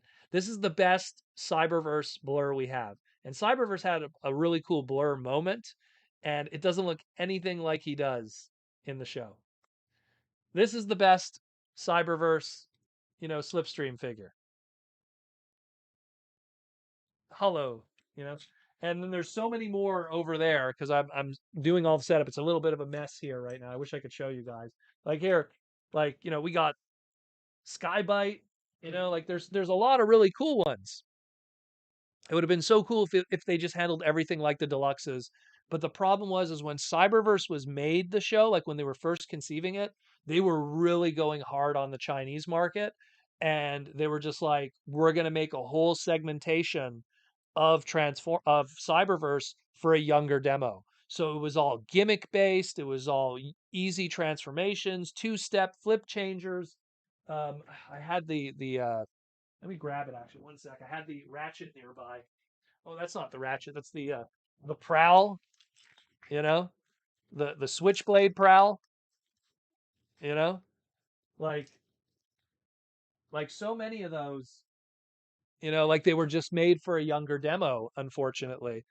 And because that was the case, most of the line suffered because they put all this time and energy into these spin changers, one steps, three step, ultra class, gimmick based, light up this, those sound ones, which like you yell at the figure and the chest glows brighter, which is what Wild Wheels like best figure came from. Like they were so weird. They were so weird, a lot of them, which is a shame because I love that show. That was a really good Transformer show. That's one that years later we're going to look back and go, "Hey man, Cyberverse was pretty good." Maybe because it didn't have humans in it. That probably was a big plus in my opinion. No humans, no drama, no stupidity, just telling a story. What a great show. What a great show. Ended too soon. I would have loved more of it. Mikey and Louie says GI Joe. Oh, well, hold on. Actually, let me finish Ron because Ron asked more. He said, "Can you imagine like alternators using jet planes and helicopters?" I don't want to answer that too much because we have part two of the alternator segment that we're going to work on with Aaron. It does come up. It does come up. I actually took some photography for that segment because we're going to talk about even alternators and how there was a lot of bootlegging going on uh, around that time. There's a lot of cool stuff to talk about there. Especially like the conversation of jets coming up. Like they wanted to do Starscream. They wanted to do Megatron, but do you do cars of them? Obviously, that was answered later on when they did that Alternity line, which is kind of like a spiritual successor to Alternators, where you did have a Megatron, you did have the Seekers, but they were cars. So we'll see. We'll see. That's something, Ron. We're gonna cover that quite extensively with someone who worked on that line quite extensively. But I do agree with you with the Cyberverse thing, man. Like we could have got a Nightbird at least at like a retool from the RC. Talk about a wasted opportunity, man. That would have been so cool. Isaiah again, Nanya with the super chat question, random, but it would be sweet to get a Thunder tank from Thundercats with Panthro. Well, the problem with that is that the ownership of Thundercats right now is under Hasbro, and who is it now? Is it LJN then sold it to Bandai of America, who then currently the toy rights right now are with Super 7, if I remember correctly. And I think Mattel has first bidding rights. So if Mattel and Hasbro are working together, maybe we could get something, but I don't, that's if that happens in the future. That's a pretty complex one, unfortunately. You could have like Chitara with like Blur or something, do some combined team. Blur's alt mode. But who would be Snarf? That's the real question. Who would be Snarf? That's the real questions we're asking here tonight. Uh, thank you for the super chat, Isaiah. Kevin PhD, maybe. What happened to Action Toys Machine Robo? I don't know, brother. I love that line. I love that line. I was buying anything I could from that. The last thing that they showed off, which was at Wonder Festival 2021, they were going to do the Machine Robo Battle Hackers characters, like what's his name there? Jet Riser and Jettren, B Jettren, I think it was. They were going to be doing next, but nothing really. That's a company like they show off something and some stuff just never happens. I know that they were planning Triple Jim. That was another one too that I remember they showed. Triple Jim, who was like literally a triple changer from Machine Robo, Revenge of Kronos, the anime. They were planning one of that, but nothing surfaced so far, unfortunately.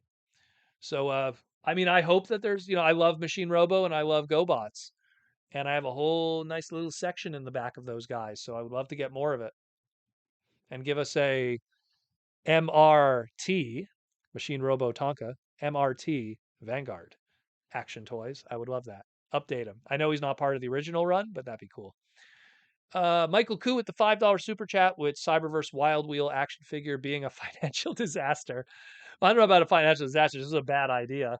Is Hasbro going to let Wild Wheel trademark lapse? Probably already has lapsed at this point. The last trademark of Wild Wheel was a not a fast action battler. What are they called there? Those little PVC figures. God, you got to remember the names of all these things in my big brain. Um,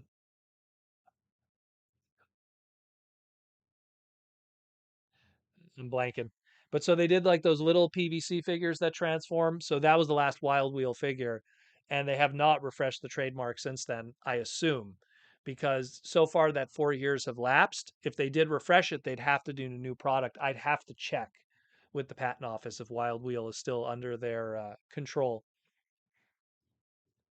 I love Wild Wheel too.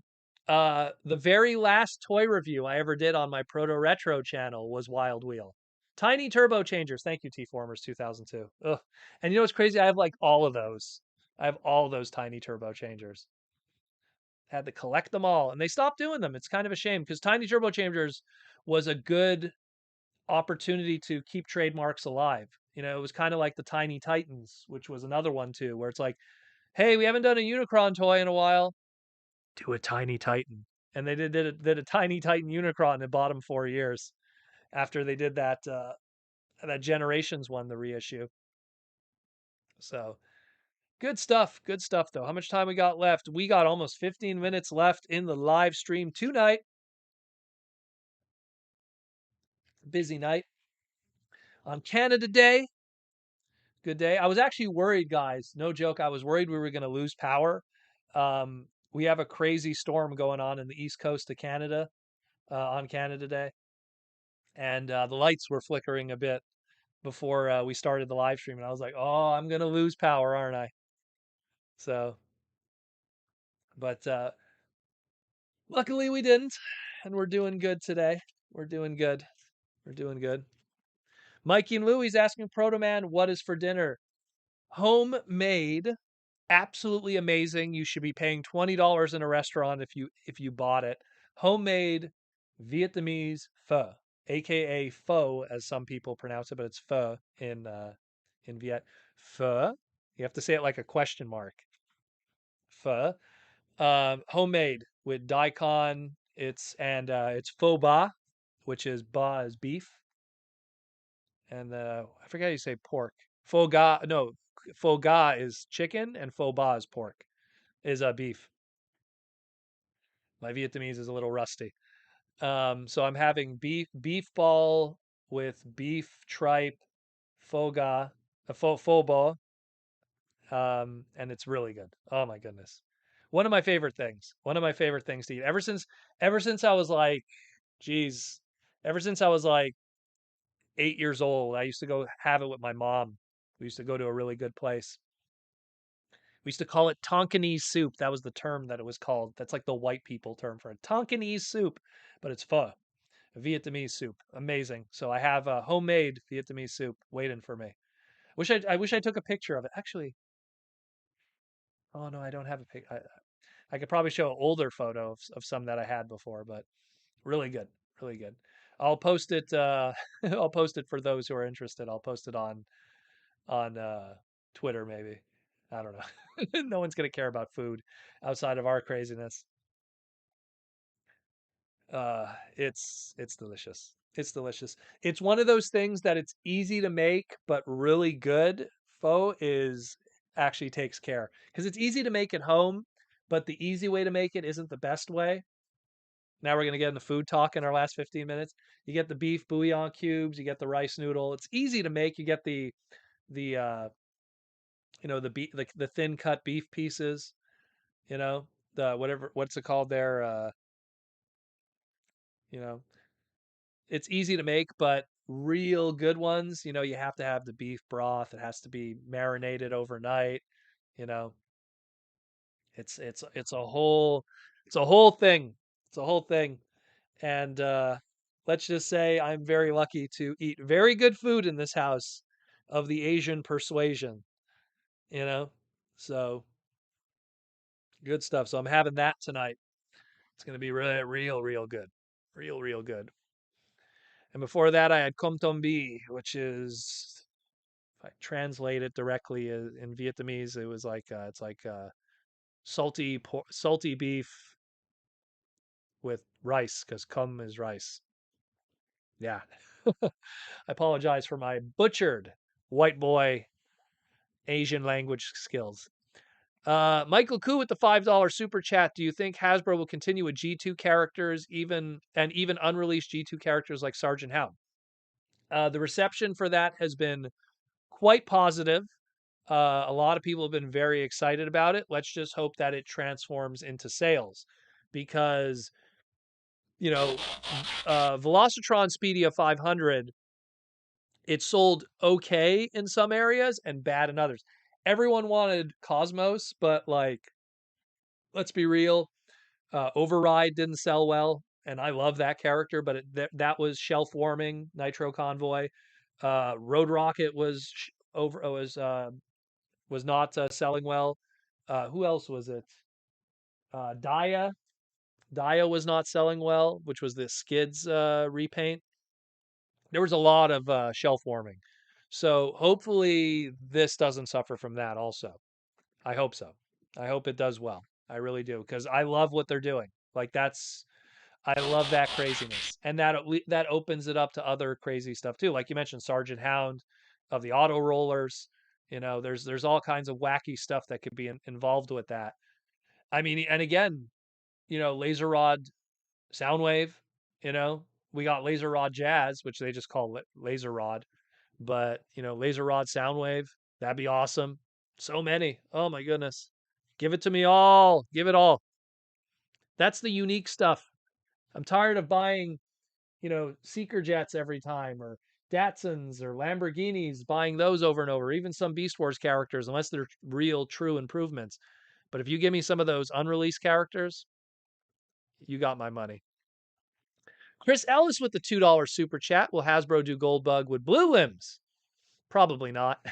If maybe in a couple years they'll do a Studio Series Goldbug with premium colors, but the problem with that is you have that whole, like, I'm not going to reach for them right now, but you have that whole element of, well, we got to do that Volkswagen.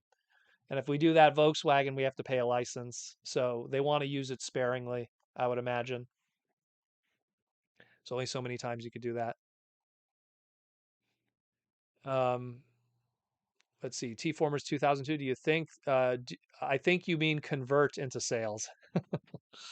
Don't even, you know what? Evan, when he was doing his toy review of Deathsaurus, like he was the EP1 toy review for people that saw the HasLab video, which I suggest go check it out. It was a really good video that Evan did. I messaged him and I said, "Bro, you got to do more of those because those are very insightful."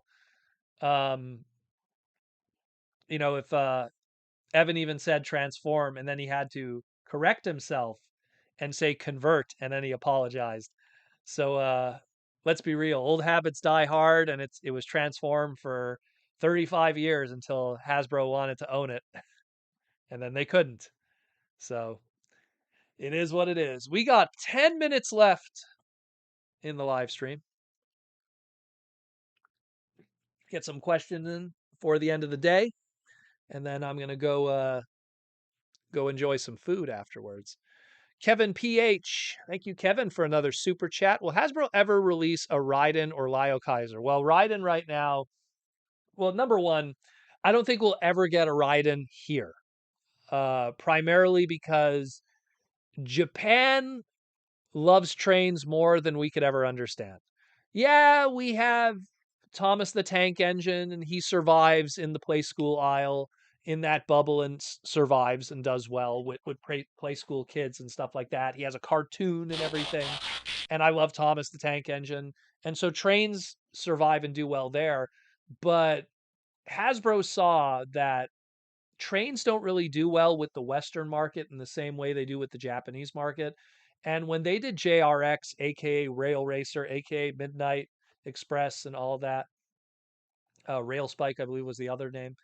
Um, they they did not sell well at all, and to get a Western collector to buy 6 trains is pretty tough. Uh, and not to mention we're coming off of the masterpiece. There's probably no incentive to right away turn around and make 6 trains again and engineer that. I think if you want Raiden, slowly buy, the masterpiece. They're doing a box set soon that comes with an extra bonus, so I would suggest just go that route. Lio Kaiser, I think will happen. Lio Kaiser will happen, but like I said before, Lio Kaiser will happen after we have a few other combiners that have been done that share those designs. Lio Kaiser will happen after we get a Superion, get all those jets out.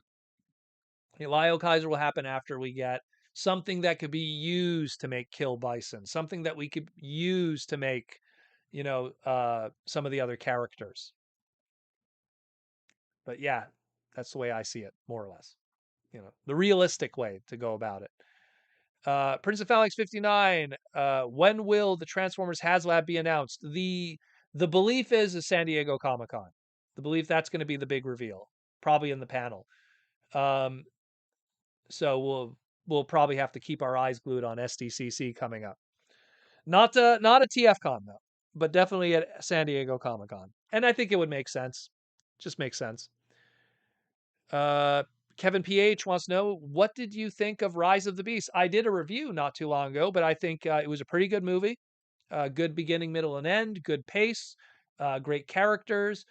Probably the most robot characterization we've got out of the live action movies, and that includes the Bumblebee movie. So I really appreciate that. I like that Optimus Prime actually had a character arc, like he actually changes through the movie. I like Mirage as a character. I think he was fun.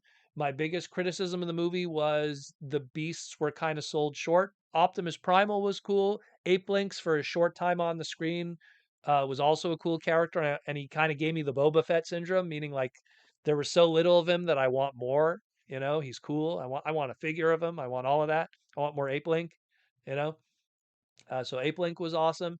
But I found that, hey, and we're getting into spoilers. I think we've established it at this point, since last week. Uh, you know, we we didn't get to see this. We only got to see, you know, Air Razor as a bird.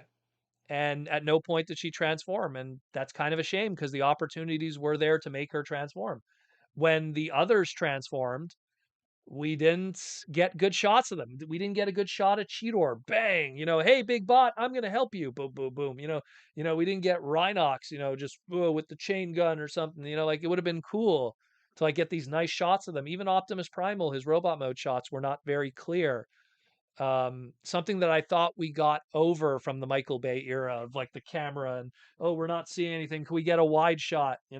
Oh, like it's just that was something I was disappointed in. You're trying to sell these characters and these figures, and what kid who's not connected to Beast Wars, not connected to Transformers, is going to see that movie and go, I want the cheetah, when the cheetah was just a cheetah and you didn't really see the robot mode that much. And now you're going to go out and buy a Voyager class figure at, what is the MSRP? You know, $34.99. That's a tough squeeze. You know. Yeah, granted, Studio Series is for adult collectors. He'll buy the more mainline one, or that Flex Changer Cheetor will be for the kids. But yeah, let me just make sure I don't miss any questions because they're flying in. But thank you, Kevin, for the question. Prison Phalanx 59. Will Hasbro make a new rail racer? That's goes to the Raiden. You know, does Hasbro want to make 3 trains? I don't know. I don't think so. We got the Micromaster 6 train reissue set that they did, but that's because that the engineering was already there from Operation Combination. You know, so they just kind of put that out as I think it was a KB Toys exclusive. Was that KB Toys exclusive that? I think it was. During the Transformer Universe line.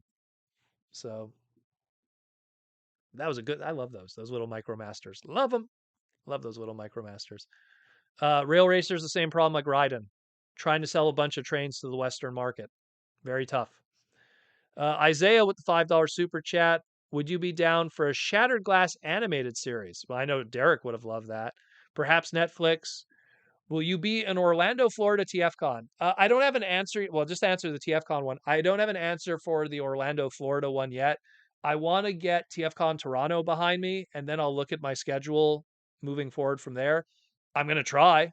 It's been super busy, but I would really like to go to Orlando, Florida for TFCon. I know that I think Aaron's going to go to it. I'm not sure yet. We have to have that discussion. We haven't talked about it yet. Again, we're all focusing on Toronto right now. That's coming up in 2 weeks. That we're not even thinking about it right now. You know. Michael Koo to Hasbro. When will we get MPM Rise of the Beast Ape Link? Well, I want to take the leader class one that we got from Studio Series and just retool that into Ape Link. I'll be happy with that. But if they want to do a movie masterpiece, yo, sign me up. Of course, that means we have to get an Optimus Primal first, but I mean, sign me up. I love it. I love it. Michael Koo also says, let the Oreo craziness begin. The Super Mario Brothers Oreos are coming soon. Yeah, man, but are they going to do a Shy Guy? Sorry, when I was cleaning, I dug up one of my little Shy Guys. Is he going to do a Shy Guy one? Put a Shy Guy mask on an Oreo? That's perfectly shaped. And then you take off the mask and the cream on the inside is what his face really looks like. Oh. Real talk, Luigi's the only guy that's ever seen a Shy Guy's face. And it almost killed him. Bigum, we need an update of the G1 Euro figures. Oh, we get them once in a while. We get them through BotCon. BotCon did a few of them. Let's put it this way. For sure, we're going to get Skyquake. For sure, we're going to get Skyquake from Skyquake and Dreadwing. Those two for sure. We're going to get our UK Skyquake. But some of the others, Boss, Flash, if we ever do get that Lio Kaiser, we could then get the Rescue Force afterwards. Thunder Clash, I'm sure we'll get at some point from Moto Master. I could see that being done. There's quite a few. Rotostorm, yeah, we got Rotostorm in Siege. That was a Generation Selects. Yeah, that's true. Yeah, we're getting them slowly. It's taking their time, but I'm pretty sure we'll get Iron Fist. Maybe they might not use Iron Fist. They'll call, what was it called? Fistatron was his BotCon trademark. We'll get Fistatron from Siege Hound or the new Hound. We'll get a retool from the Hound. Or maybe even the Beachcomber. I could see that too. A lot of fun stuff. We got one final super chat right in the close. Mark Morales, you just came out of nowhere with the gold super chat, bro. Woo! Rise of the Beast really lacked at using the robot modes for the Maximals when they really didn't have to stay in beast mode. Especially since they didn't establish why they had to stay in beast mode. There was no like Energon surge. It's true. What's the point of being Transformers when they barely transformed? Cutting CG costs. Yeah, I agree with you. especially the one thing that I hate is when a movie sells itself one way and then gives us another. This is Rise of the Beast. It's a Beast movie. You know, the people are going into this movie for the Beasts, and Optimus Primal, he got representation. Air got representation. Didn't transform though. And then the other Beast characters were shortchanged. I mean, even if you want to, even want to like even go as far as say, hey, we got those little scorpion, sand spear, scorponok. They didn't transform. You know, they just kept them as minions. You know, even the freezers didn't transform. Mind you, they turned into guns if they did, if they were involved. But you know, so yeah, it's maybe it's not just cutting costs. It's just once again, if it was me making the calls, you know, you're trying like at the end of the day, we're trying to sell toys, and you're not selling the toys and making them toyetic. This goes back to like Aaron Archer, and you know him going like, you know, when they were doing the Batman movie, you know, the toy companies would be like, hey, it'd be really cool if the Batmobile like, you know, did this, you know, like the toy, and involving the toy elements in the movie. And it's something where it's like, it's crazy to think that there might be a aspect of Rise of the Beast movie where maybe even these characters are never intended to transform and it's just a toy thing, you know, just like how certain Batman toys are just toy things. And it's crazy to think that a character like Air that never transformed in the movie, that dare I say, if the character even had a robot mode to begin with. And I don't want to think like that. That'd be crazy if that's the case. If actually in canon, that character didn't even have a robot mode. And when she was going crazy and being control, like, you know, being infected by Scourge, at no point did she transform and get all like, you know, ballistic like that. You know, I mean, Studio Series is supposed to represent what those characters look like in their film incarnation. So if this is what it would have been, you know, bam, you know, I don't know. It is a shame. It is a shame, in my opinion. That was one of the aspects of the movie I didn't like. But it still was a good movie. There still was a lot of good positives though. So it was a weird balance, especially for, as me, who's a big Beast Wars guy, like huge Beast Wars guy. That kind of sucked, unfortunately. And the last thing we're going to cover, and thank you for the gold super chat, Mark. Thank you so much.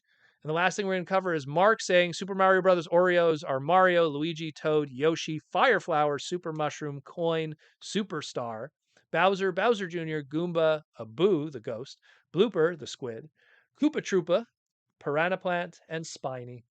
Awesomeness. Awesomeness. No Lakitu to go with Spiny? Why not? Anyways, guys, we are at the 2 hour mark. You got 2 hours of fun today. We peaked at about 140 people today. Pretty good stuff. Thank you all for popping in and enjoying everything that we do here on the Transformer Slag podcast, #1 in the world for a reason. It's because of you guys who tune in every week and give us those big numbers. I like to feel that you guys are enjoying what we do here. Anyways, we're going to call it quits tonight, my friends. It was a fantastic stream. A lot of great people came by. Next week, again, come next week, you're going to get the exclusive reveal for the TFCon exclusive from Proto Man. So check that out, yo. I know you guys are going to love it. I'm so excited. I always, literally, guys, the prototype is like right here in front. Yeah, I always leave it in front of me here, just looking at it. So tune in next week for that. That'll be the big reveal. Hopefully, we'll have some brand new news, information, everything to keep you educated here on the Transformer world, where I keep you educated, entertained, and informed on what's going on in our beautiful hobby. Thanks again for coming, everybody. Once again, if you want to continue supporting the podcast, again, there is that Patreon link down there. Gets you access to all kinds of cool stuff, including everything, you know, like the giveaways. If you Patreon's not your thing, all those beautiful green names that you saw tonight on the left, right? I don't know, left for me, right for you. Um, those are the YouTube members. You could join through the join button instead. They also have different benefits and stuff like that too. So you could check it out and decide what you want to go with. But otherwise, thanks for all the love and support. Otherwise, just watching. Thanks again. I'm out of here, guys. And like I always say, be good to your friends, be good to your family. It's an amazing world out there with so many cool stuff that there's no room for negativity. All that silliness going on Twitter and everyone losing their minds. There's so much cool stuff out there. You know, you don't need to worry about Twitter or anything like that. There'll always be another thing, and there'll always be a good place to go back to. Anyways, guys, I'm out of here. Take care. I'm going to enjoy some beautiful Vietnamese soup, some Nintendo Switch, and a lovely family. I'm out of here. Take care of yourselves, and I love you all. See you later.